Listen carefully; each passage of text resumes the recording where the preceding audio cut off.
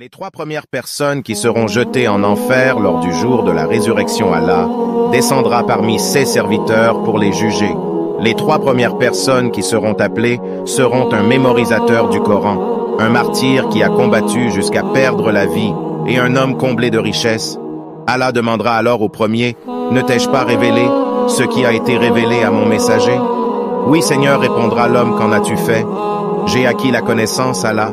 Je l'ai enseigné, et j'ai récité le Coran, tout cela pour toi. » Alors Allah dira, « Tu mens. Tu as plutôt acquis la connaissance pour que l'on dise que tu es savant, et tu as récité le Coran pour que l'on dise que tu es un lecteur, et tout cela a été dit. » Ensuite, l'homme riche sera amené devant Allah, qui lui fera reconnaître ses bienfaits envers lui, et il les reconnaîtra. Allah dira ensuite, « Et qu'as-tu fait de ces bienfaits? Il n'y a pas une seule chose que tu aimes que je n'ai pas dépensée pour toi. » Répondra à l'homme, « Tu m'as pensé pour que l'on dise que tu es généreux. » Et cela a été dit, puis Allah fera venir le martyr, et lui dira, « Que as-tu fait avec tous les bienfaits dont je t'ai comblé? J'ai combattu pour toi jusqu'à ce que je meure en martyr. » Dieu a dit, « Tu mens. Tu as plutôt combattu pour que l'on dise que tu es courageux, et cela a été dit, « Traînez-les sur leur visage et jetez-les en enfer. » ordonnera notre Créateur. Cette histoire met en évidence le péché très grave et banalisé de l'ostentation. Chaque acte est jugé par son intention, et chacune de nos actions doivent être sincères et pour Allah. C'est la fin de la vidéo. L'histoire de Satan. Iblis est une création de Dieu et est considéré comme un djinn car il est fait de feu. Mais d'où vient-il? Allah créa les djinns et il leur attribua le taklif.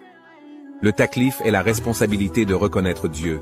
Donc, ce qu'Allah a fait, c'est qu'il a envoyé des messagers djinns. Mais de nombreux messagers ont été tués par les djinns sur terre, et il y avait une grande corruption qui régnait sur la terre.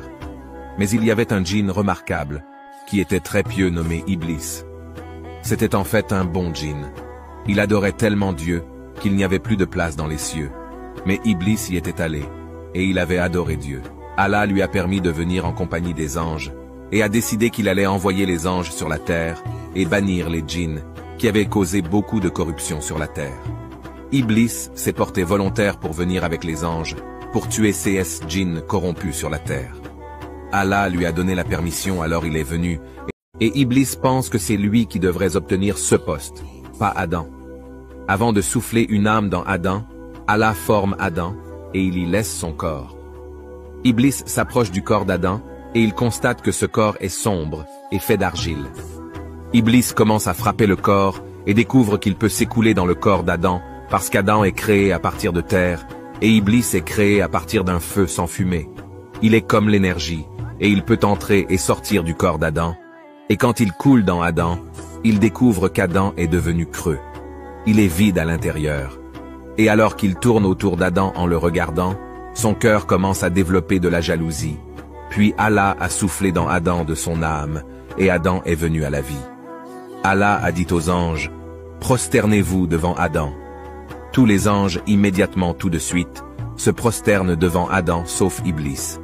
Allah lui dit, « Pourquoi ne te prosternes-tu pas alors que... » Le discours du shaitan après le jour du jugement dernier.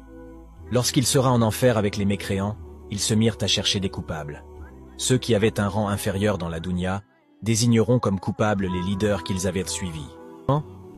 Concrètement, cela veut dire que les faibles accuseront les puissants de leur malheur et ainsi de suite.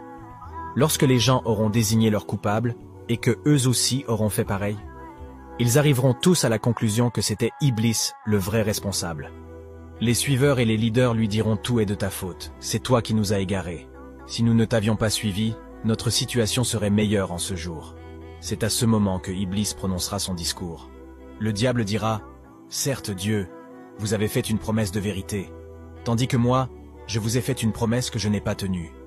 Je n'avais aucune autorité sur vous, si ce n'est que je vous ai appelé et que vous m'avez répondu. Ne me faites donc pas de reproches, mais faites-en à vous-même. Je ne vous suis d'aucun secours, et vous ne m'êtes d'aucun secours. »